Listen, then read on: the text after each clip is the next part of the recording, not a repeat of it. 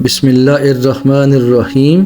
ناظرین، ابھی جو آپ مناظر دیکھ رہے ہیں وہ دبئی کے ہیں۔ جب ان کے شیخ نے مندر کا افتتاح کیا، شیخ نے اپنے ہاتھوں سے مندر کی پہلی اینٹ لگائی، اس پر پھول ڈالے، مکمل رسومات کی۔ ناظرین، دبئی ترقی یافتہ ملک ہے جہاں دنیا بھر سے لوگ عیاشی کے لیے آتے ہیں۔ دبئی والے شاید یہ سمجھنے لگے کہ ان کی ترقی کو کوئی نہیں روک سکتا، مگر اچانک مندر بننے کے بعد دبئی پر طوفانی بارشیں برسنے لگیں اور دبئی پانی میں ڈوب گیا۔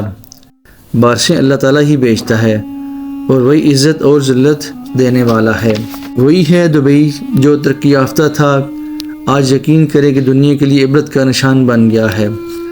دبئی میں فحاشی کے اڈے ہیں، شراب نوشی بھی کسی سے ڈکی چھپی نہیں، مگر جب وہاں کی حکومت نے مندر بنانے کی منظوری دی تو دبئی پر اللہ تعالیٰ نے قہر نازل فرمایا، اور وہ بھی آسمانی بارشوں کی صورت میں۔ دبئی کی معیشت ڈوب چکی ہے، اللہ تعالیٰ ان پر رحم فرمائے۔